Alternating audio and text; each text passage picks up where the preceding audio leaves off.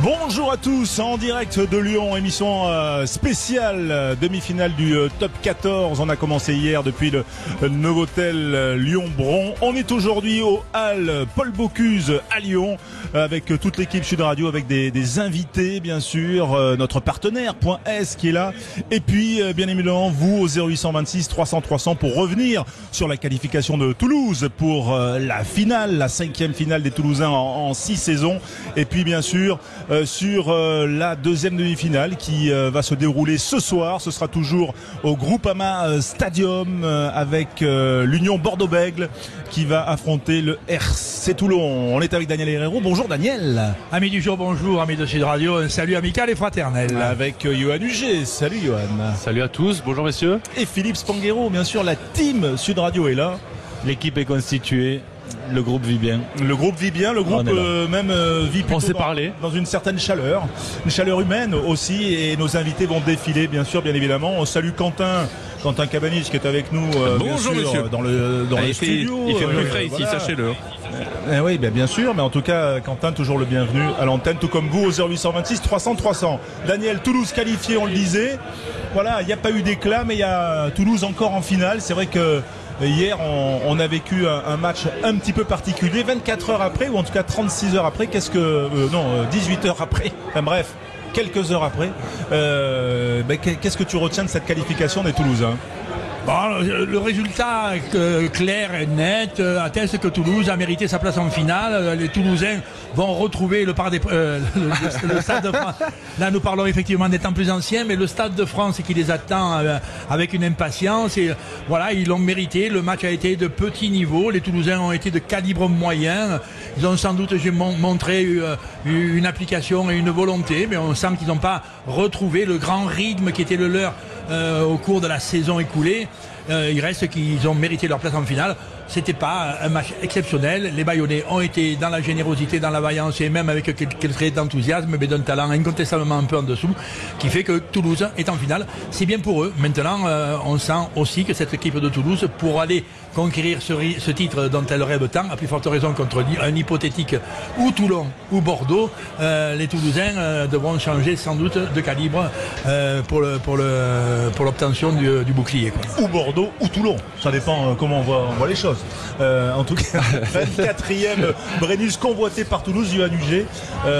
Voilà, est-ce qu'on est rassuré sur ce Toulouse-là qu'on a vu hier, 32-25, 2 essais inscrits en deuxième minute. On a eu l'impression qu'il y a eu, on va dire, quelques fulgurances. Ouais, mais voilà, on est quelques fulgurances, du déchet technique aussi, notamment sur leur conquête. On pense à ces touches galvaudées qui sont pas accoutumées du fait des Toulousains, approximatifs aussi dans leur jeu, beaucoup de ballons tombés.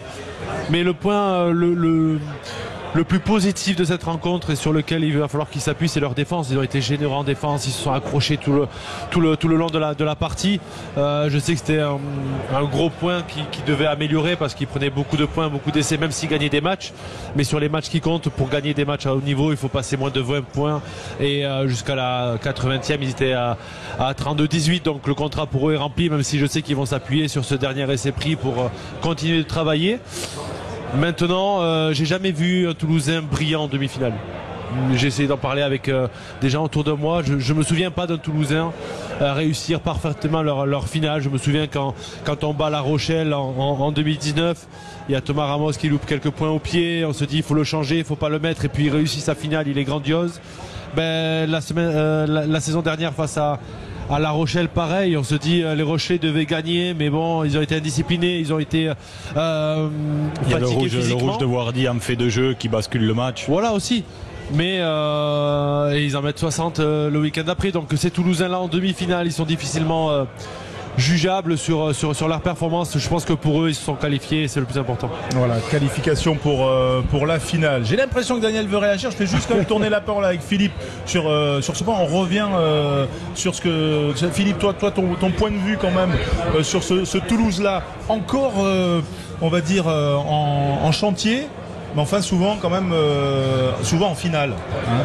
Encore en chantier, souvent en finale, et c'est tout le paradoxe toulousain, l'écart qu'il y a entre malgré tout la saison sur le papier et le discours du Gomola hier après le match, qui dit que le Stade Toulousain a vécu une saison en enfer. Les mots sont durs quand même. On parle d'une équipe qui est demi-finaliste de Champions Cup, qui se qualifie directement en demi-finale, très en avance dans la saison, 90 points au classement, record d'essais en phase régulière depuis l'existence du top 14. Donc il y a des écarts quand même de vision. En tous les cas, je pense que l'essentiel est là. Ils se sont pas rassurés les Toulousains sur leurs fondamentaux, sur leurs forces. Il y a eu un discours fort de Ramos à la mi-temps d'ailleurs, pour ceux qui l'ont entendu, qui expliquait que ils avaient dans le contrat de mettre le doute à ces Bayonnais dans les 20 premières minutes, et force est de constater qu'ils ont eu du mal à le faire tout au long de la partie. Et il leur reste une semaine pour refaire le plein de confiance. Daniel, qui voulait rebondir sur les propos de Johan et sans doute de Philippe. Oui, non, simplement, on ressent toute analyse, je dirais, de Toulouse en général et du match de la demi-finale hier en particulier, qu'il y a incontestablement un problème moral dans le cœur des hommes de Toulouse. Il y a quelque chose de cet ordre-là. Ce problème, il est peut-être au niveau de la confiance, il est la sévérité relationnelle autour du coach qui met une pression sans doute un peu élevée à l'heure actuelle sur les hommes. À la sortie, ils sont pas dans l'aisance, ils sont pas dans le fluide, ils sont pas dans la relation. Ça se voit de façon un peu trop criarde dans 2 ou 3 secteurs, en l'occurrence par exemple la conquête. Hier, la touche est piteuse pour ce niveau-là, pour une équipe comme Toulouse qui a 4 spécialistes, tu vois, à l'entraînement de la touche, et qui à la sortie nous produit. Bon, ça me paraît des épiphénomènes, mais ça me paraît à comprendre dans la période. Toulouse depuis maintenant un mois est agité par cette tension-là ou cette difficulté-là. À une semaine de la finale, on peut se dire ils ont quand même encore un assez gros chantier, et le gros chantier, il est à l'évidence d'ordre moral.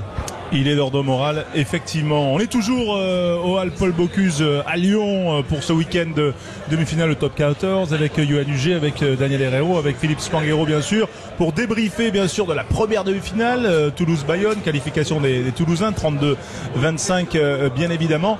Mais quand même, c'est vrai que ces Bayonnais ont été valeureux. Est-ce qu'ils ont des regrets ce matin selon toi, Johan? Ils peuvent avoir ce petit regret, parce que malgré tout, ils ne sont pas rentrés beaucoup dans le camp toulousain. Ils ont été maintenus hors de l'eau par la botte de Joris Second, qui a été impérial hier soir, 6/6. Le seul regret, c'est quand Camille Lopez prend ce carton jaune, il se retrouve dans les 22 mètres à une pénalité, il décide de partir en touche, et à ce moment-là, je trouve que les cadres doivent prendre leurs responsabilités, et je ne sais pas qui peut buter à ce moment-là, peut-être Max Machno, peut-être d'autres joueurs, je ne sais pas les buteurs qui restaient sur cette équipe, mais il faut prendre les points. Il faut prendre les points. Malgré tout, 22 mètres en face les poteaux, à la 60e, 18-26. Évident.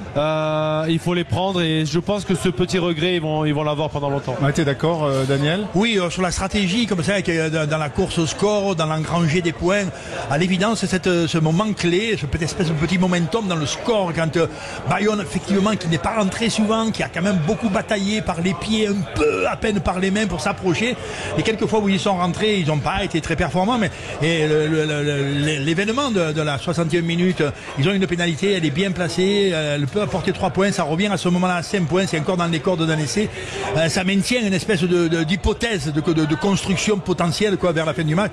Ils choisissent de s'approcher, ils perdent la touche, enfin là c'est un peu piteux. Non, moi l'idée autour de Bayonne, c'est que grande flatterie à leur générosité, et puis malgré tout la fondamentale conviction que Bayonne malgré tout est une équipe qui attaque, qui a du goût pour le jeu, qui a du goût pour le mouvement, qui quelles que soient les intensités d'opposition gardera ce goût-là, tu vois, derrière la volonté, derrière l'agressivité et la vaillance sacralisée, on dira. Mais hier honnêtement, Bayonne peut très peu de passes vers les extérieurs, très peu de construction vers les extérieurs, très peu de variations entre le près et le très près et le large, et même le milieu, très peu. Bayonne a joué de fait avec ce qu'on pourrait appeler un vieil esprit supposé bayonnais dans les 5 dernières minutes, quand bien sûr le glas a sonné. Quand il y avait 14 points de retard. Ouais, le glas a sonné.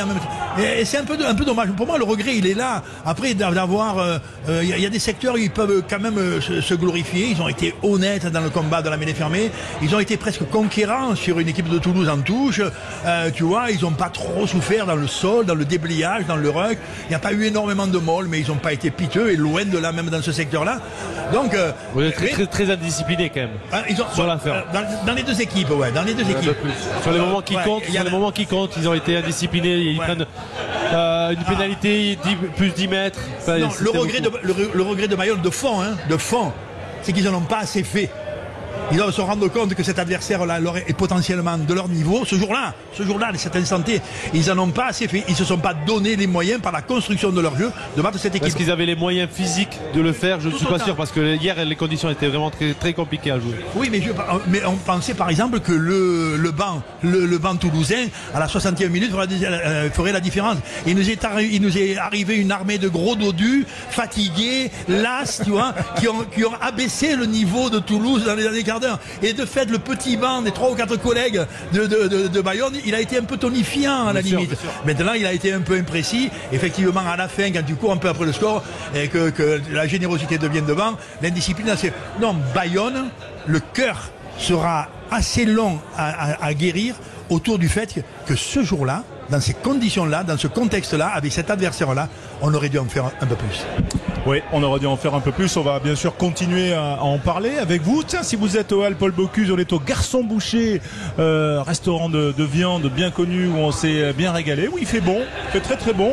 Fond de l'air un peu moite. Mais bon, en tout cas, c'est ça, c'est chaud, c'est l'ambiance des demi-finales, bien évidemment. C'est le top 14, c'est la fin de saison. Et bien sûr, on continue d'en parler avec vous, bien sûr. Vous nous appelez au 0826 300 300. À tout de suite sur Sud Radio. Au cœur de la mêlée, émission spéciale en direct des Halles Paul Bocuse à Lyon. Lyon, théâtre des demi-finales du top 14. On est avec Daniel Herrero, avec Yohann Huget, avec Félix Panguero, avec nos amis, nos partenaires .s au restaurant les Garçons Bouchers de cette halle, bien sûr. On est ensemble. Vous entendez l'ambiance. C'est ça, Sud Radio. C'est vivre l'événement au plus près, bien sûr. Voilà. Et c'est chaud. C'est chaud dans tous les sens du terme, bien évidemment. Les invités qui vont se succéder, en plus, bien sûr, de notre équipe Sud Radio. On parlait de cette équipe de Toulouse qui a souffert 32-25 face à Bayonne avec Daniel, avec Yohann et Philippe.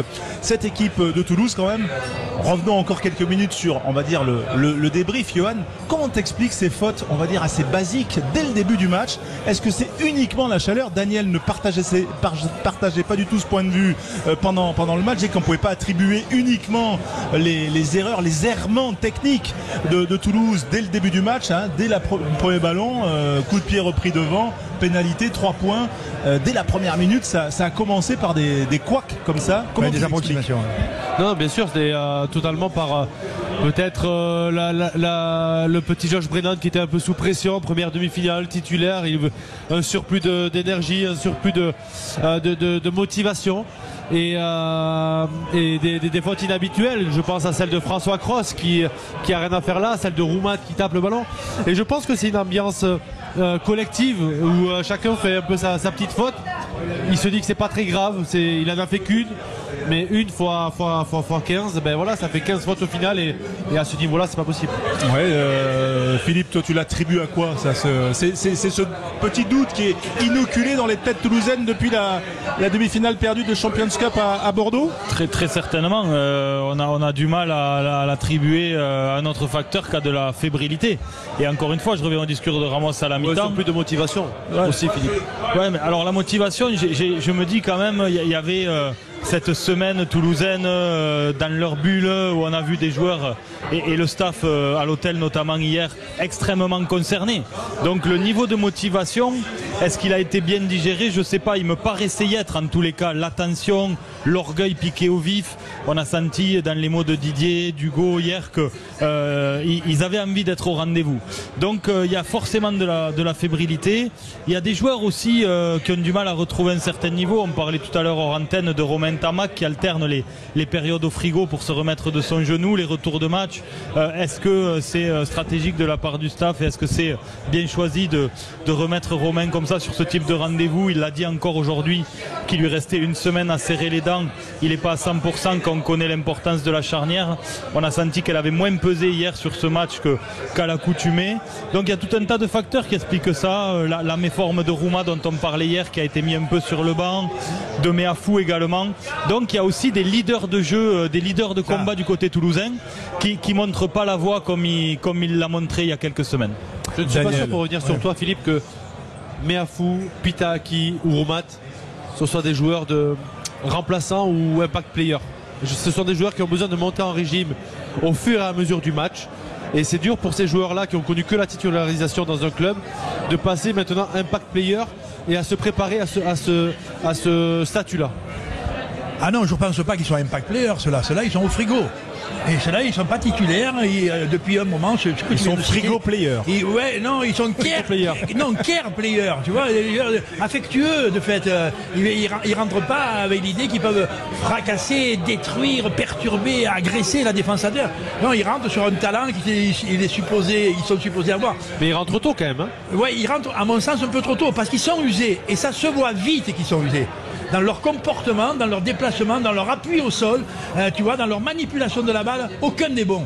Et ça m'amène sur une petite réflexion que moi je trouve d'un autre niveau, c'est que Toulouse n'est pas dans le fluide. Le fluide, c'est la synchronisation de la passe, c'est le rythme ensemble. Quand tu arrives dans un collectif, tu te dis là, ça le fait, tu vois ça. C'est essentiellement autour du rythme, plus qu'autour de la gestuelle. Et cette équipe de Toulouse, elle n'y est pas là. Et analyser le pourquoi du non fluide, c'est dur. C'est dur. Oui, mais c'est 2 essais quand même. Oui. Daniel. Et alors, quand tu n'arrives pas à être fluide ensemble, en général, tu t'appuies sur tes combinaisons, c'est-à-dire sur que tu travailles comme une bête tous les jours à l'entraînement et qui n'a pas besoin d'être une improvisation. Effectivement, le deuxième essai, il est un mouvement collectif, improvisé quasiment, alors que le premier, il est le fruit d'une combinaison, d'un travail. Mais qui m'inquiète un petit peu plus, c'est l'absence de fluide, souvent, qui est le rythme collectif de l'équipe qui fait des pieds en commun. Ils jouent en équipe, plus ou moins bien, mais ils jouent en équipe. Ça, on le sentait un peu moins. Et pour moi, il y a quand même une carence complexe. C'est la carence du mimétisme qui montre. Là, nous avons une cascade de dégradation du talent, ou tout au moins de la qualité du rugby, dans nos cadres toulousains. Aucun cadre toulousien hier ne fait un bon match. Aucun. Y compris Thomas, qui par les pieds sauve le match de façon considérable, ce que tu disais, quoi.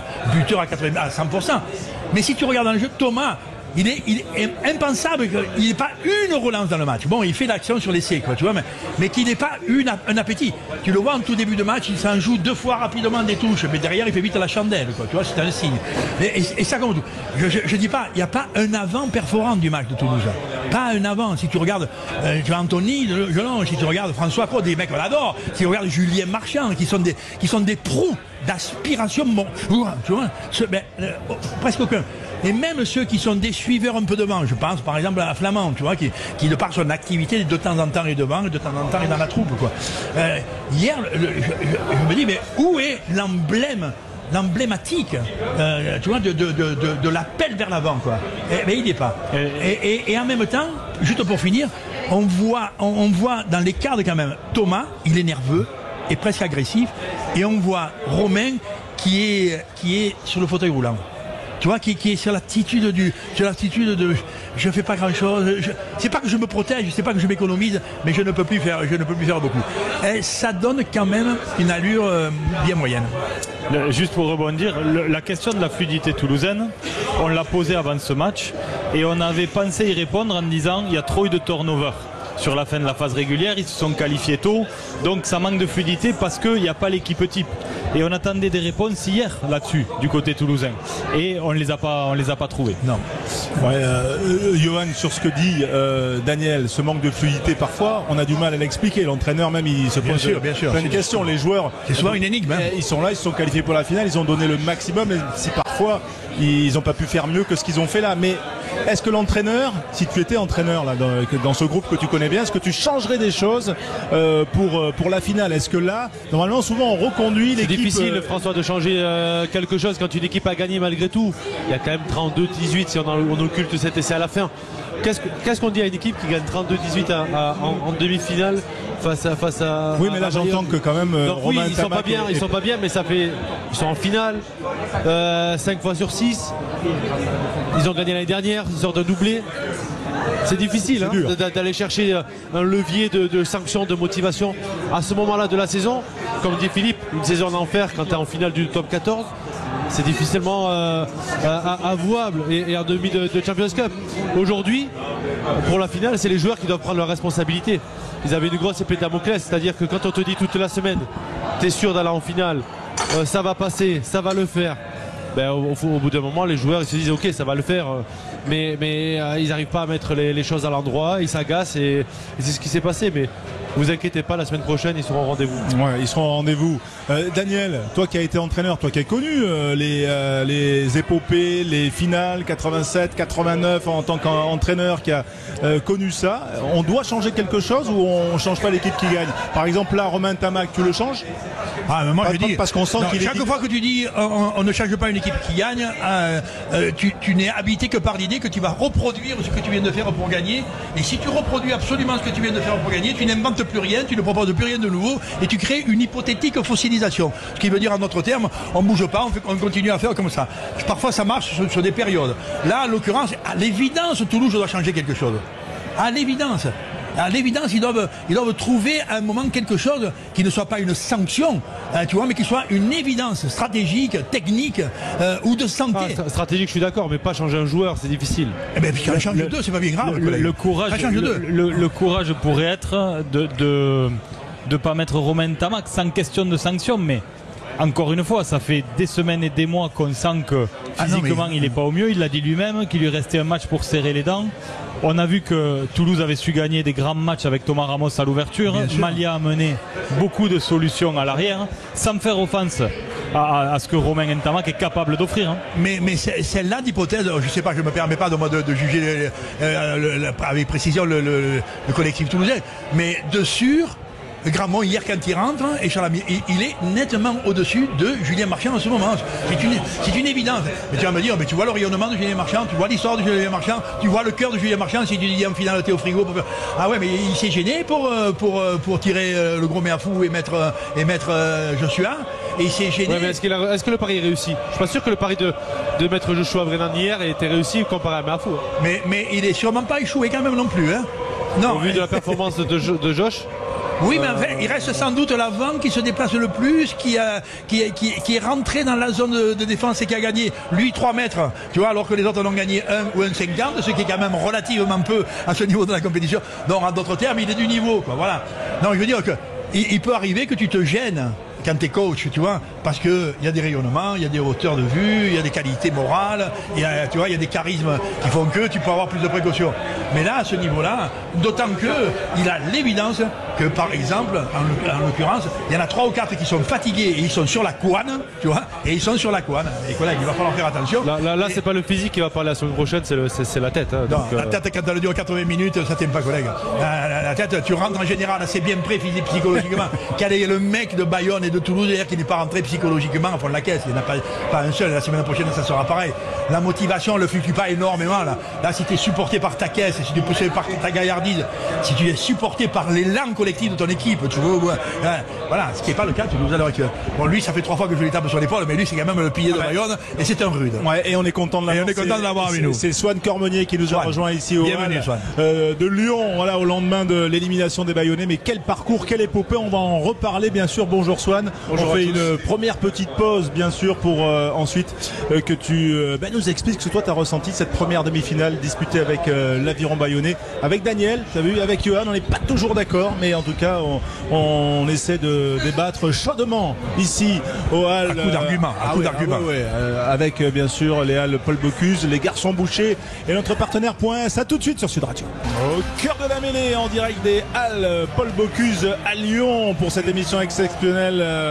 Week-end de demi-finale du top 14 avec bien sûr notre équipe, Daniel Herrero, Yoann Huget, Philippe Sanguero et notre invité Swan Cormonier qu'on est très content de retrouver, pilier de l'Aviron Bayonnais, pilier demi-finaliste, pilier battu hier soir. Bonjour Swan, rebonjour. Quel sentiment prédomine là au lendemain de la défaite? On a un sentiment quand même d'une demi-finale. Enfin, c'est quelque chose d'inouï pour nous. C'est magique, quoi. Voilà, on a du mal un petit peu. Enfin, moi, du moins, j'ai du mal à comprendre un petit peu la saison, à me dire que hier j'ai joué une demi-finale de top 14 face à la grande équipe du Stade Toulousain. Donc c'est un sentiment de fierté déjà, d'avoir rendu fier tout le peuple basque, d'avoir aussi récompensé notre saison en tant que joueur où on a vraiment travaillé dur pour atteindre cela. Voilà, ça passe déjà par un barrage à domicile gagné face à Clermont. Et là hier, voilà, on a perdu, mais avec les honneurs et les armes à la main face à cette équipe du Stade Toulousain. Donc c'était une grande première pour beaucoup de joueurs, pour moi aussi, d'arriver dans un stade comme ça, dans une atmosphère aussi particulière. Donc c'était très très très agréable. Voilà, donc c'est on va dire le positif qui domine au lendemain. Ça c'est tout à ton honneur. Johan, peut-être une première question avec Swan pour qu'on essaye aussi de revenir sur ce match, on va dire vu de l'intérieur, avec Swan Cormenier qui malheureusement est sorti à la mi-temps blessé à la cheville. Ça va ce matin Ça va très bien. Je vais passer quand même des examens lundi pour voir, mais ça va, ça tient bon. Bon, Johan. Non, déjà félicitations pour votre saison. Vous avez fait vibrer. La seule équipe invaincu top 14, on l'oublie un peu, mais vous avez fait à la maison, bien sûr. Donc félicitations déjà pour ce parcours. Quand on sait le championnat et l'âpreté du championnat, toutes les équipes sont tombées sauf vous. J'avais deux questions. Comment déjà tu ressentis le temps, la température sur le terrain à 21h? Est-ce que tu peux me dire que c'était une vraie souffrance ou nous on avait chaud déjà en tribune, donc on voulait juste savoir votre ressenti. Et la deuxième, la plus intéressante pour moi, mais est-ce que vous avez senti que vous pouviez gagner ce match à un moment donné? Alors pour répondre à la première question, oui, c'était la chaleur a eu quand même son importance parce que voilà, on n'est pas insensible à ça. On savait que ça allait être très très dur. Ça l'a été. Les 20 premières minutes, il y a eu pas mal de rythme. Le Stade Toulousain nous ont imposé un petit peu leur rythme, donc ça n'a pas été évident. On savait qu'il allait faire très chaud, donc je pense que ça a aussi un peu pesé sur notre jeu, sur notre intensité. Et, on n'a pas pu forcément mettre le rythme que l'on décidait. Et ensuite, par rapport à la deuxième question, que je me souviens plus. C'était. Non, c'est les avances, ça. C'était. Ah ouais, on peut pas. Nous, c'est une. Est-ce que vous avez senti à un moment donné que si on pouvait prendre l'ascendant sur le Stade Toulousain et senti que vous pouviez remporter cette rencontre? Parce que juste nous, on vous a pas senti, à part quelques fulgurances, mais ça a été difficile. Ça a été difficile, notamment en première mi-temps. Je pense qu'on n'a pas su non plus mettre en danger le stade sur nos attaques. Ça a été quand même assez fébrile. On s'est contenté de marquer des points sur des pénalités que le Stade Toulousain nous offrait. Voilà, on a Joris Second qui a encaissé les points. Donc on a senti qu'on n'a pas forcément mis en danger le stade. Et par contre en deuxième mi-temps, je sens qu'on a tenu un peu plus ce ballon. On a essayé de faire des actions un peu plus autour des rucks, de les mettre à mal. Mais on est tombé sur une défense du Stade Toulousain vraiment très très âpre. Et peut-être qu'à la 60e sur un départ de Carreras et une action avec les trois quarts où Julien Marchand se met à la faute et prend ce carton jaune, peut-être que là ça peut être le tournant du match. Malheureusement on score pas, on prend pas forcément la touche ou les points, donc c'est un peu compliqué là-dessus. Mais peut-être qu'à un moment donné on aurait pu recoller un peu plus au score et peut-être que ça aurait changé la physionomie du match. Mais bon, c'est facile de refaire le match une fois qu'il a été joué, quoi. C'est vrai qu'il y a cette action-là où il y a 2 contre 1 et Carreras revient vers l'intérieur. C'était assez paradoxal de le revoir repiquer, alors que s'il prend le poteau comme on va dire tout est lié quand on nous apprend, je suis sûr qu'il y a un essai imparable. En deuxième mi-temps, il y a un ou deux momentum pour Bayonne qui ne convertissent pas. Il y a cette pénalité où il reste encore 15 minutes et tu peux recoller à une marque en convertissant un temps fort important. Il y a cette action-là.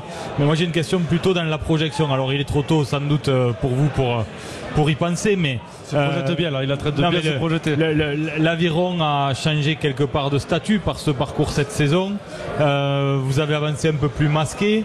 Est-ce que vous êtes vous sentez en mesure d'assumer cette pression, ce nouveau statut et ces attentes, parce que quelque part c'est toujours un peu plus compliqué?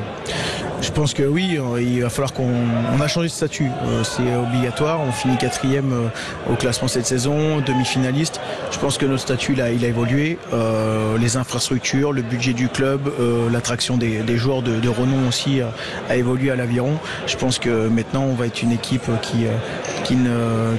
qui va pas être attendu. Enfin, je veux dire, voilà, on va pas nous sous-estimer, je pense. Après, voilà, les saisons de top 14 s'enchaînent, mais se ressemblent pas forcément. Hein. Voilà, on prend là aussi un petit peu l'expérience. Enfin, on voit Montauban en Pro D2, par exemple. La saison dernière, ils jouaient le maintien. Cette année, ils sont champions, ils montent en top 14. Donc voilà. Mais en tout cas, le club se met tout ce qu'il faut pour changer de statut. Et je pense qu'il faut franchir un palier. Et ces matchs-là, notamment la demi-finale, ainsi que le barrage aussi à domicile, fait partie des grands matchs qui vont nous faire grandir.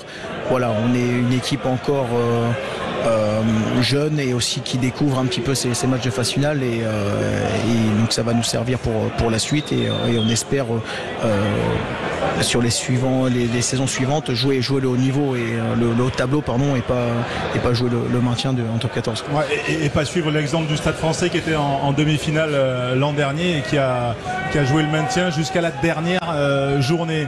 Daniel Herrero est avec nous, on est avec Swan Cormonier qui nous fait l'amitié d'être avec nous au Hall, bien sûr Paul Bocuse à Lyon, week-end de demi-finale. Daniel, que t'inspire justement la réaction de Swan qui a une belle histoire personnelle, on y reviendra, et qui a en plus une belle saison, mais j'imagine que ça te fait forcément réagir.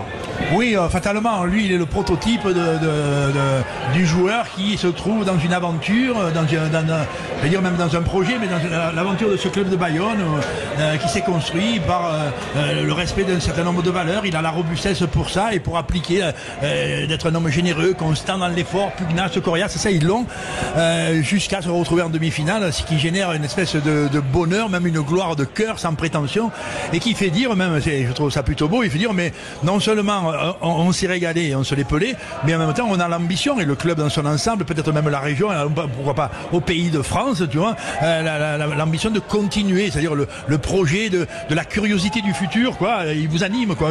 On veut sans doute encore grandir, peut-être de nouveaux joueurs vont venir, nous-mêmes nous allons progresser, ça c'est la loi base, mec, hein, qu'il en arrive un ou deux de l'extérieur qui nous apporte peut-être, mais qu'il va falloir faire progresser les grands joueurs de ta maison, ça sera sans doute aussi un élément base. Toulouse ne grandit plus depuis quelque temps parce que ces grands joueurs ne grandissent plus, tu vois, mais les joueurs moyens de Toulouse continuent à grandir, les joueurs bas de Toulouse continuent à grandir, mais les grands joueurs de Toulouse ne grandissent plus. C'est un paramètre bloquant de leur évolution. Bon, il me semble que... Alors moi, la question que je n'aurais pas voulu te poser, c'est est-ce que tu n'as pas senti à un moment, toi qui joues à la pile, tu vois, c'est-à-dire la rudesse, la robustesse, les bases morales du jeu de rugby sont dans ton secteur, petit frère. Tu vois, est-ce que tu as senti, par exemple, toi, dans les mêlées, dans les molles, dans les rucks, dans l'activité défensive, dans les nettoyages, dans tous les secteurs de base de ton jeu à toi, ce qui fait que tu as ce numéro dans la 2, est-ce que tu as senti à un moment, mais ils sont prenables, mais ils nous tirent pas les oreilles, mais non seulement ils sont prenables, mais on va leur faire la misère, tu vois, et si tu te l'es pas dit, c'est pour ça que tu as perdu. Tu vois, si tu te l'es pas dit, c'est pour ça que tu as perdu. Non mais peut-être que tu te l'es dit. Ce qui fait que par exemple, nous à l'extérieur, on a dit, mais putain, sur tout le secteur de la conquête, ils ont été aussi bons.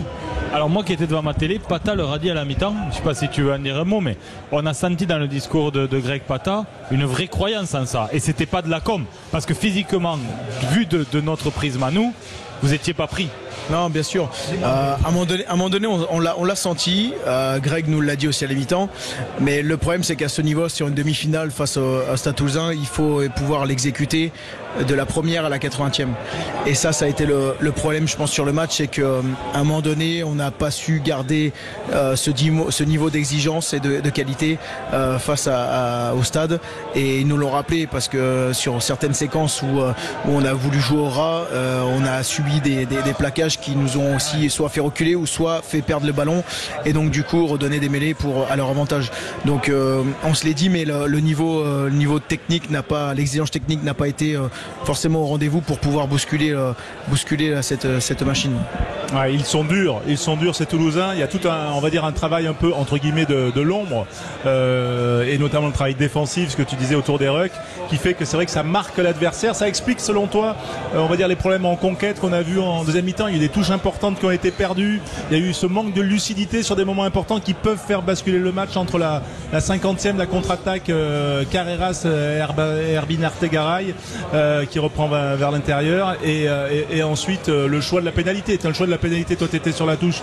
Ça a discuté dans les vestiaires après? Non, sur les vestiaires, on n'en discutait pas de ça. On était plus sur l'émotion, sur la fin de saison, sur le beau parcours. On n'a pas refait un peu le bilan, les choix ou quoi que ce soit de la demi-finale. Donc non, il y a aucun regret là-dessus sur les choix qui ont été faits, sur la touche, les points ou quoi que ce soit. Non, après voilà, comme je dis. À eux-mêmes, hein, en barrage, ils prennent beaucoup de touches également sur des pénales touches. Ouais. Donc oui, après à votre jeu. Hein. On a quand même subi une certaine pression, notamment sur les phases de ruck de la part des Toulousains. En termes de touche aussi, ils nous ont mis une certaine pression. Ils ont aussi mis de la vitesse. Ça a pas été facile. Dans chaque ruck, on a été chacaillé. Chaque maul, pareil, il y avait tout le temps quelqu'un qui venait mettre les mains ou quelque chose. Donc non, c'est juste sur la qualité technique, on n'a pas forcément été au même niveau que le stade et ça leur a profité à eux, ça c'est sûr. Après, chaque fois que Bayonne a marqué en première mi-temps, derrière Toulouse a remarqué. Donc ils n'ont pas pu revenir et se dire à un moment donné on va essayer de passer devant. À chaque fois qu'ils ont eu une pénalité à entre 40 et 50 mètres pour Joris Second, derrière coup d'envoi, Malia qui montait, 2 rucks, pénalité pour Toulouse, et ça c'est psychologiquement c'est difficile. Ouais, ça a été notre problème sur toute la saison. C'est-à-dire qu'on a eu du mal aussi à repartir sur la deuxième mi-temps. Là, c'était complètement ça contre le Stade Toulousain. C'est-à-dire qu'on marquait 3 points et derrière, mauvaise sortie de camp, soit quelqu'un venait gratter, soit on se faisait chacailler dans les rucks. Donc ça a été vraiment le point noir. Et en demi-finale de championnat, c'est impardonnable. Et on l'a vu ce week-end. C'est des petits détails qui font que ça passe pas. Et voilà, on n'a pas été assez précis, je pense, sur cette demi. Swan Cormenier, Daniel. Oui, tout le monde se pose la question, et vous et nous autour de cette table, est-ce qu'ils auraient pu gagner finalement? Eh bien oui, pour la simple bonne raison qu'ils n'ont jamais été décollés, ils n'ont jamais été devant, mais ils n'ont jamais été loin derrière. Et cet espace-là, 5 points longtemps, 3 points pendant longtemps, 5 points ensuite, une fois 8 points, à 10 minutes de la fin, 7 minutes de la fin, 11, mais après c'est revenu à 8. Ben, tu vois, ça, ils sont toujours là. D'ailleurs, il y a toujours dans leur cœur l'idée quand même, quand c'est transformé, tu les fais marron. D'où l'idée quand même que sur cette pénalité, avec ce choix d'aller en touche, il y a quand même une grande équivoque. Mais le fait qu'ils n'aient jamais été derrière, ça donne à la sensation malgré tout qu'ils auraient toujours pu gagner. Ouais, pourquoi cette pénalité n'a pas été prise là, avec le recul? C'est parce que Max Machno la sentait pas? C'était quoi la raison? Balance sur Max, tu peux y aller. Honnêtement, non, j'en sais rien. J'en sais vraiment rien. Toi, tu l'aurais prise, toi? Moi, vu ma qualité technique au pied, je pense pas. Et honnêtement, là, non, je sais pas du tout. J'étais sur le bord avec les remplaçants. D'un point de vue personnel, toi, est-ce que toi, si tu avais été sur le terrain, tu aurais dit à ton capitaine, on la prend à ce moment-là? On s'est interrogé un petit peu avec certains joueurs sur le côté et je pense que oui, on aurait voulu prendre les points pour continuer, comme dit Daniel, à être vraiment au cul du Stade Toulousain, quoi, vraiment racoler au score, quoi. Mais le fait qu'il manque Camille peut-être a désorganisé un peu ce moment-là, parce que Camille aurait peut-être choisi directement les points et que là il manquait vraiment un buteur. Peut-être c'est ça, parce que voilà, il y avait Max, il y avait Tom Spring éventuellement, mais après c'est vrai qu'en choix de buteur c'était un peu compliqué, parce que voilà, on a Cherty Berguin qui a pas pris part à cette demi-finale et qui est aussi buteur, et c'est vrai que oui, peut-être cette question s'est posée. Après aussi, voilà, moi j'étais pas sur le terrain, mais peut-être qu'il y avait aussi les joueurs sur le terrain se sentis peut-être forts en touche sur le mot porté, sauf que bah voilà, on a vu encore sur la séquence vous perdez 20 mètres, hein. Voilà, on a vous perdez le ballon même. On perd. Si vous marquez là, on perd le ballon, c'est ça, c'est sur la touche, on est pas. Mais c'est la grosse différence des demi-temps, de la physionomie de votre côté. Vous avez l'ultra-réalisme de la première mi-temps où vous convertissez tous vos temps forts, et en deuxième mi-temps, il y a 2 ou 3 grosses séquences où vous n'arrivez pas à marquer. Ah, c'est vrai. Et la différence mentalement, elle se fait là. Bien sûr. Ouais, effectivement, on va faire une petite pause. Swan, est-ce que tu peux encore rester quelques minutes? Il fait très bon quand même ici. Ça va, on se régale, c'est génial. En plus, on te donne à boire, on a un verre d'eau, mais c'est ça aussi. Je me régale. C'est ça. Je me régale. Je vais même pas avoir besoin de faire de prépa à l'intersaison, je pense. Ouais, tu vois, c'est bien. Tu vas être fit. Mais je vous vois tous autour de la table et franchement, je comprends mieux. Je comprends mieux. Tu parles pour eux là, ouais. Allez, on va se retrouver dans un instant. Swan Cormenier, pilier de l'Aviron Bayonnais, qui était là tranquille avec des copains au hall. Paul Bocuse et qui finalement est avec nous pour débriefer. C'est ça aussi l'Esprit Rugby, l'Esprit Sud Radio, la radio du rugby. À tout de suite sur Sud Radio. Avec vous, les supporters de toutes les équipes du rugby, les amateurs de rugby au cœur de la mêlée depuis Lyon, depuis les halles Paul Bocuse. Émission spéciale demi-finale, bien sûr. Daniel Herrero, Yoann Huget, Félix Manguero et notre invité qui était là, tranquille, en famille, avec ses copains pour savourer la pré-saison. Et on le fait travailler, c'est Swan Cormenier, pilier gauche de l'Aviron bayonnais, voilà, qui a vécu sa première demi-finale, malheureusement perdu 32-25, mais on va dire le positif est là. En tout cas, tu connais bien l'un des entraîneurs de la deuxième demi-finale, c'est Yannick Bru, qui a été important dans ton parcours, puisque tu l'as connu dans tes débuts à Bayonne, toi qui étais formé à Cognac, qui est passé par Brive, puis Albi et donc Bayonne. Que penses-tu du travail effectué par Yannick du côté de l'Union Bordeaux-Bègles et donc des chances de l'UBB ce soir face à Toulon?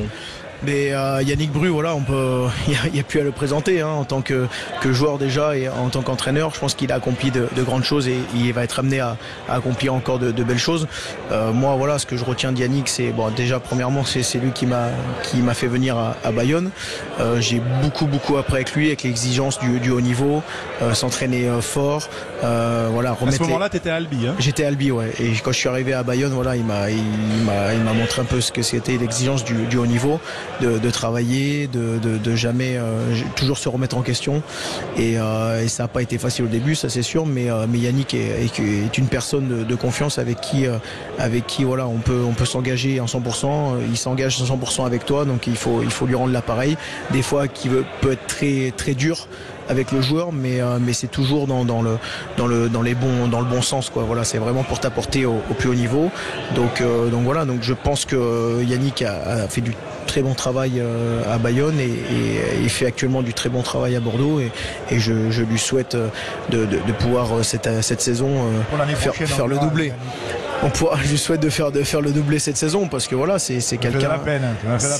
C'est quelqu'un qui travaille dur et je pense qu'il fédère quand même aussi autour de lui et voilà, et Bordeaux, voilà, c'est un très bon groupe, très belle équipe, champion d'Europe en titre. Donc voilà, il leur reste 2 matchs pour prétendre à soulever le bouclier cette année pour éventuellement faire le doublé. Et voilà, après il s'accorde à un gros morceau quand même en demi-finale de ce soir face à Toulon. C'est une équipe très rugueuse que j'ai joué il y a moins de 2 semaines. Donc voilà, je sais pas ce qu'il en sera, mais je sais que on risque de voir quand même des étincelles ce soir en termes de jeu, quoi. Et toi, sur ce que tu as vécu en tant que pilier face à l'UBB, face à Toulon, on va dire ta préférence vers qui? Enfin, en tout cas, tu penses que Toulon peut faire le coup aujourd'hui face à l'UBB, qui est sorti numéro 2 de la phase régulière? Mais Toulon a vraiment un très gros pack avec des joueurs vraiment très, très engagés, très rudes sur l'homme, sur l'impact physique. Après Bordeaux, j'ai beaucoup pensé qu'ils n'arriveraient peut-être pas forcément à s'imposer par rapport à leur groupe d'avant, sauf que ils m'ont fait complètement douter sur la finale de Coupe d'Europe et même la demi-finale. Donc je pense qu'il va y avoir vraiment un très gros duel ce soir face à ces deux gros packs, parce que voilà, c'est vraiment deux packs peut-être différents, mais qui en termes d'opposition risque de nous surprendre, quoi, ce soir. Tu vois qui ce soir? Ce soir, je vois qui? Le problème, c'est que moi, j'ai pas mal d'amis du côté bordelais, donc moi, je vois potentiellement Bordeaux passer, même si ça va quand même être dur face à Toulon, hein. Je dis pas le contraire. Daniel, tout le monde le dit, Daniel. Mais je vois Bordeaux passer, et si Bordeaux passe, après, la finale, voilà, hein, ça reste une finale, mais je trouverais ça très joli si Bordeaux arrive à faire le doublé, quoi. Eh ben voilà, tu vois, Daniel, ça serait joli. Même un adversaire des Bordelais le dit. Enfin, c'est en toute neutralité, visiblement. Oui, parce qu'il a perdu hier, ça c'est pour ça. Il se met du côté de Bordeaux, c'est normal. Non, lui, il se met en toute gentillesse et en toute intelligence. Donc après, c'est pas forcément le cas des autres, mais je l'avais senti dans cet esprit-là. Ouais. Après, voilà, moi je me suis arrêté en demi-finale cette saison, donc après chacun chacun fait ce qu'il peut. Et peut-être qu'il va signer à Bordeaux. Non. Peut-être qu'il va signer à Bordeaux. Non, je suis sous contrat encore jusqu'en 2027 à l'Aviron, donc désolé. Apparemment, on peut tout négocier maintenant. Mais j'ai encore des belles années à faire à l'Aviron. Voilà, pour moi, il faut rééditer cette saison mémorable. Si on peut la rééditer la saison prochaine, on verra plus tard après. Bon, en tout cas, merci Swan d'avoir été avec nous. Merci Swan. Merci à vous. Et bien sûr, on va suivre cette demi-finale. On va en parler même dans l'heure. Daniel, on t'envoie la facture pour le petit sauna gratuit là de 30 minutes. Quel enfer. Non, je sais pas pourquoi tu dis ça. Ouais, bah maintenant, maintenant que c'est fini. Bon. Daniel, maintenant que c'est fini, c'est génial. Un petit mot pour conclure cette première heure quand même, avant de nous diriger vers cette demi-finale qu'on commentera tout à l'heure en direct en intégralité sur Sud Radio. Juste pour dire que quand même hier, quelle que soit la qualité du match sur lequel nous avons mis évidemment un peu d'anathème ou un peu de restriction, c'était malgré tout une demi-finale et en cela c'était très respectable, c'était joli pour le rugby de France, bien sûr. Il y a toujours des aléas techniques, enfin l'allure générale, y compris pour les deux équipes, c'était malgré tout un bel événement, je dirais presque festif. Il n'était pas de la fête que l'on pouvait espérer vu le talent et la nature de ces deux équipes. Et ce soir, c'est à mon sens de la catégorie des grands matchs potentiels de la saison 2025 sur la terre de France. C'est une demi-finale entre deux équipes, elles sont très équipées, elles sont en place, elles sont en bout de saison avec quasiment l'intégralité de leurs moyens et de leurs capacités. Il y a bien sûr un ou deux petits bémols, mais ce ne sont que des aléas classiques. Je veux dire, l'absence d'un chez ici ou l'absence d'un autre. Je sais pas, évidemment Olivon qui manque à Toulon, c'est un peu gênant, et Louis qui manque Louis Biarré qui manque à l'UBB, évidemment c'est gênant. Mais quand même, ces deux équipes, elles sont au bout, elles sont extrêmement gaillardes, elles sont animées par des intentions de jeu qu'elles ont confirmées à travers le temps, et en cette fin de saison elles sont quasiment au top de leur potentialité. Donc on y va, on s'habille en dimanche, on se lave même un peu les dents. Moi je ressors un vieux maillot de l'ancien temps. Il aura probablement les couleurs rouge et noir, mais enfin je suis pas formel. Bon, respect pour l'UBB, bien que dans ma mémoire j'ai quelques turbulences. Il a une histoire ce maillot, le maillot de ce soir. Oui, alors toi je te sais assez à l'écoute sur le thème des maillots. Effectivement, les maillots portent l'histoire des gens qui les ont portés d'abord, des lieux sur lesquels ils ont été portés. Moi je suis assez respectueux de ça. Le mien, il a un peu la transpiration sans doute de mon père, de mon grand-père et peut-être même de tous les joueurs de rugby qui m'ont précédé à Toulon, quoi. Voilà. Bon, ceci étant, on est en joie, on est en fête et même on est un peu goulayant parce qu'on pourrait assister à quelque chose, pas de l'ordre du cataclysmique, mais peut-être de l'ordre de l'historique. Oui, non, mais je voulais parler un peu de ce qu'on appellerait la rudesse de l'impact. Tu vois, la grande rudesse de l'impact avec peut-être un bon niveau de jeu. Voilà. On l'espère en tout cas. Merci Daniel, on se retrouve ce soir. Merci Swan d'avoir été avec nous, Johan Huget et Philippe Spanghero. Dans un instant, on se retrouve pour la deuxième heure au Hall Paul Bocuse, bien sûr, avec notamment le restaurant Les Garçons Bouchers et notre partenaire .s. À tout de suite sur Sud Radio. Au cœur de la mêlée, en direct de Lyon, des Halles Paul Bocuse, où nous sommes accueillis depuis 15 heures maintenant. C'est un week-end de fête, un week-end de top 14, un week-end de demi-finale. Hier, on a vécu le succès des Toulousains, qualifiés pour la finale du top 14 aux dépens de Bayonne. Ce soir, nous vivrons sur notre antenne la deuxième demi-finale, celle qui opposera l'Union Bordeaux-Bègles à Toulon. Émission spéciale, je le disais, depuis les Halles Paul Bocuse. Les invités se sont succédés. On était tout à l'heure avec Swan Cormenier, le pilier de l'Aviron bayonnais. Place aussi quand même à ce lieu qui concentre tous les supporters aujourd'hui à Lyon. Les Halles, je le disais, Paul Bocuse, avec son président que j'ai l'honneur d'accueillir. C'est bien sûr avec son président et Lionel Aberlé, notre partenaire .s, directeur marketing. Voilà, j'ai bien sûr, on est ensemble, monsieur le président Claude Polidori. Voilà, et Claude, j'avais un petit trou. Voilà, mais on est très heureux d'être ici au Hall, qui est vraiment le poumon, on va dire, de ce week-end de demi-finale de top 14. Là, vous êtes vraiment dans le temple, l'architemple de la gastronomie lyonnaise. Les Halles Paul Bocuse, qui sont les plus grandes de France, d'abord par leur taille et par leur nombre de commerçants, commerces alimentaires et de restauration. On a 56 commerçants sur le même site. 500 personnes qui travaillent. En termes de nombre, on n'est pas égalé. Voilà. En termes de fréquentation, là non plus on n'a pas à se plaindre, on fait partie des 5 premiers sites les plus visités à Lyon. Voilà, les halles Paul Bocuse, c'est un peu mythique, on va y revenir. Lionel, vous êtes parti aussi avec votre équipe de Point S, vous faites partie aussi de ces gens qui convergent vers les halles pour communier un petit peu dans ce week-end de fête, parce que c'est un week-end de fête à Lyon aujourd'hui. Clairement c'est un grand week-end de fête, puis c'est les halles Paul Bocuse, honnêtement c'est le passage obligé. Si vous venez à Lyon sans venir aux halles Paul Bocuse, eh bien ne venez pas à Lyon, pour être très clair. Et effectivement on a eu le plaisir d'accueillir un certain nombre d'adhérents qui viennent de toute la France. Alors soyons honnêtes, ils viennent surtout des 4 villes qui étaient dans le cadre de ces demi-finales, mais c'est des très bons enfants et ça c'est absolument génial. Et on a vu avec le président ici présent, il y a une ambiance dans les halles, c'est absolument extraordinaire. C'est bon enfant, les gens sont heureux de se retrouver et c'est Lyon comme on l'aime. Ouais, Claude, c'est vrai quand même qu'il y a une ambiance, il y a un truc. Vous m'avez dit en tête, je suis pas trop rugby, mais là quand même, j'ai l'impression que les supporters de rugby ils retournent un peu les halles Paul Bocuse là. Non, je suis peut-être pas très rugby, mais en tous les cas, ne serait-ce que notre équipe, le Loup, ils sont très présents dans les halles. On va extrêmement souvent, ils adorent les halles. Ils boivent, ils mangent un peu quand ils viennent, mais ils se régalent dans les halles. Et là, c'est vrai qu'on a vu vraiment un déferlement de supporters. Mais alors, quand je dis un déferlement, le mot est faible. Il fallait jouer des coudes pour pouvoir ou grignoter ou boire un petit verre. Mais alors là, je ne sais pas jusqu'à quelle heure ils vont rester. Mais alors là, ils sont encore tous là. Hein. Vous vous attendiez à autant de monde voilà. Bon, la ferveur, j'imagine que vous êtes habitués. Les dimanches matins, il doit se passer des choses ici. Mais quand même, comme ça, avec cette bonne ambiance, les gens qui chantent. Là, ça s'est un petit peu calmé juste à l'instant, mais c'est vrai que depuis, nous on est arrivé à 11h45 ici, donc on a vu l'ambiance. Il y a quand même une ambiance incroyable avec les supporters de rugby. On s'était préparé au moment de la Coupe du Monde de rugby. Là, on avait chez nous à Lyon une équipe qui était installée à Lyon, et tous les jours il y avait quelqu'un de leur équipe qui était présent. Ça veut dire que tous les jours il y avait d'autres gens qui venaient les voir, et là vraiment, non mais là je crois que c'est un pôle en termes de pic. Là, je crois qu'on a atteint le maximum. Là, ouais, c'est vrai que c'est sympa. On peut goûter en plus toutes les différentes spécialités lyonnaises quand même au Halles Paul Bocuse. Je crois qu'ils se sont privés de rien. C'est allé de la grenouille, à la charcuterie, à la viande. Je les ai pas vus manger beaucoup de légumes, mais bon, c'était vraiment ils ont tapé dans le dur. Hein.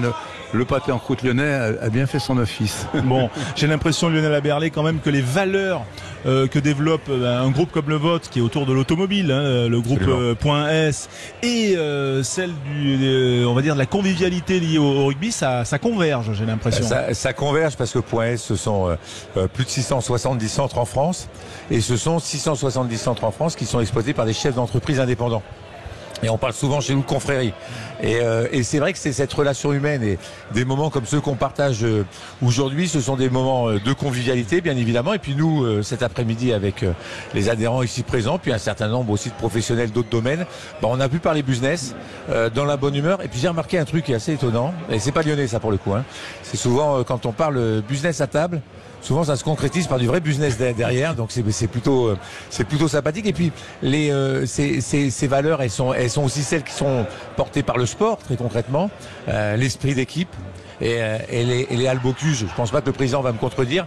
C'est vrai que ce sont des dizaines de commerçants qui bossent ensemble. Les adhérents Point S, ce sont des centaines d'adhérents Point S qui travaillent ensemble. Et même à l'international, puisqu'aujourd'hui je parlais de nos 670 points de vente en France, mais c'est près de 7000 points de vente dans le monde, avec le drapeau Point S, ce beau drapeau français. On va être un peu chauvin, président. Ce beau drapeau lyonnais quand même, puisque Point S est une entreprise lyonnaise. Ouais. Et voilà, et très clairement c'est ce partage, c'est cette communion. Et puis je voyais dans les équipes qu'il y a ici au Halles Bocuse, que je salue au passage, c'est vraiment intergénérationnel. On a des gens qui sont dans le métier depuis un bon nombre d'années. On a aussi beaucoup de jeunes qui sont là, qui apprennent le métier. C'est toute cette transmission qui est importante. Et c'est vrai qu'un réseau de chefs d'entreprise indépendants, c'est effectivement ce compagnonnage, mais c'est aussi d'accompagner. C'est un peu comme au foot où moi j'aime bien la métaphore que j'ai entendue hier dans le rugby, ou au rugby, on envoie le ballon vers l'arrière, et c'est un peu le synonyme de j'envoie mon expérience, j'envoie mes connaissances, j'envoie mon expertise, mon expérience au suivant. Et ça ça, c'est réellement très beau. Et puis ce que j'apprécie particulièrement, alors les Halles Bocuse, on va pas se mentir, c'est the place to be, je l'ai dit, et ça se passe toujours super bien aux Halles Bocuse. Mais moi, ce que j'adore, et on l'a vu hier soir dans les rues de Lyon, on le voit aujourd'hui dans les Halles Bocuse, eh ben, c'est juste un bon moment. Les gens s'amusent, les gens ne supportent pas les mêmes équipes. Mais en tous les cas, voilà, tout le monde partage quelque chose. Tout le monde fraternise et c'est juste exceptionnel. Président, voilà, au Halles Paul Bocuse, voilà, un jour de match de foot, parce que quand même ici c'est une ville quand même dominée par l'Olympique Lyonnais, dominée notamment depuis 20 ans ou 25 ans. Il y a eu une décennie 2000-2010 qui a été absolument prodigieuse pour l'Olympique Lyonnais. Est-ce que les jours de match de l'OL, il y a cette ferveur? C'est pas du tout la même chose. Les joueurs de l'Olympique Lyonnais, quand ils viennent ici, ils sont encadrés, il y a du monde autour d'eux, il y a des gardes du corps, ils font un peu intouchables. Les gens du rugby, une espèce de bonhomie qui les entoure, mais alors c'est de la gentillesse, que des beaux regards, on n'entend personne crier, personne. Bon, c'est pas pour dire que le foot est pas bien, mais si on doit faire un parallèle, c'est quand même beaucoup plus. Là, depuis ce matin, on voit que des sourires, des gens joyeux qui sont contents d'être là, comme tu disais, qui sont contents d'être là, qui font la fête, et puis qui vont continuer ça. D'ailleurs, ils doivent être en route pour aller au stade parce qu'ils vont. On l'espère, mais président, on l'espère en transport collectif. Ouais. Parce qu'effectivement, j'ai l'impression qu'il a fait chaud aujourd'hui à Lyon. Ils n'ont rien bu. Non, j'ai rien vu boire. J'ai pas vu une bouteille. Je ne suis pas sûr. Non, mais enfin, en tout cas, ici, on était au restaurant des Garçons Bouchers, voilà. Parce que c'est la particularité aussi des Halles à Lyon. On va dire, on peut faire ses courses et aussi déguster sur place. Voilà, c'est pas dans toutes les halles. Alors, on connaît bien les halles à Biarritz, par exemple, ou à Bayonne. Hier, d'ailleurs, on avait un invité, un ancien joueur de Bayonne, qui allait regarder le match aux halles à Bayonne. Donc, il y a quand même une culture des halles en France. Mais ici, là, on est au restaurant Les Garçons Bouchers. On peut s'asseoir, on peut aussi venir déjeuner comme si on allait déjeuner en ville.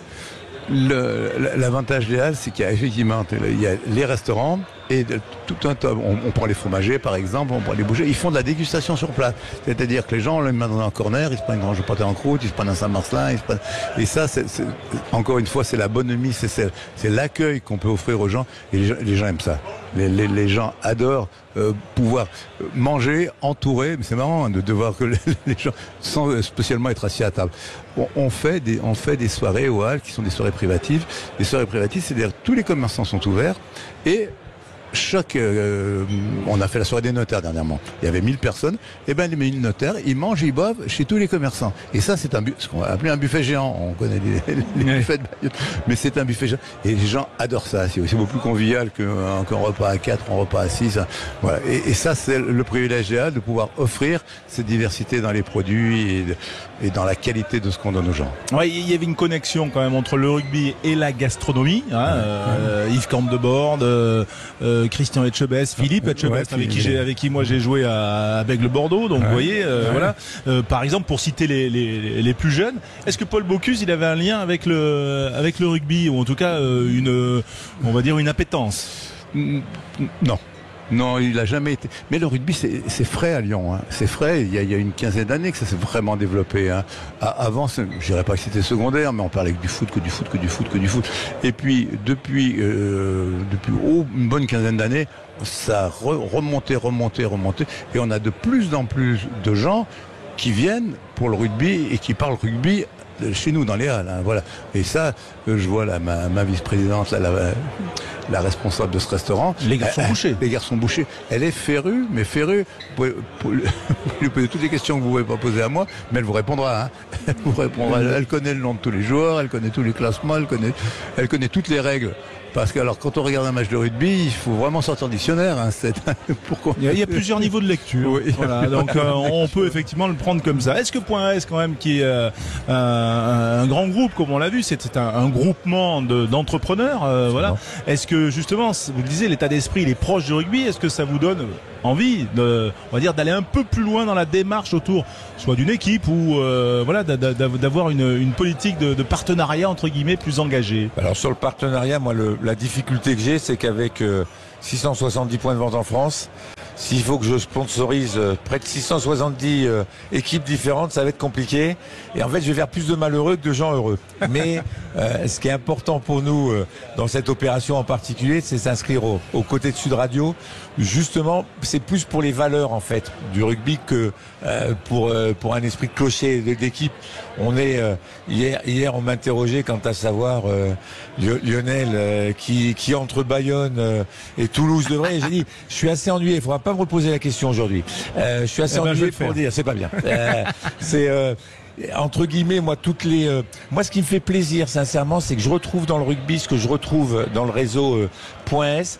C'est des gens qui sont ensemble, c'est des gens qui ont envie de réussir ensemble, c'est des gens qui ont une exigence et une rigueur, qui ont cette envie de cette fierté de montrer qu'ils arrivent, des gens qui savent évoluer.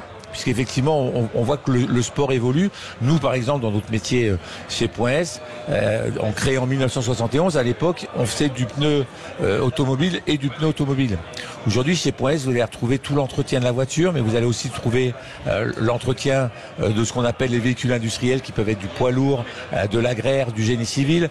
On fait aussi de la vente auto. On commence à s'adresser par le biais de toutes les mobilités au vélo électrique, à la trottinette électrique.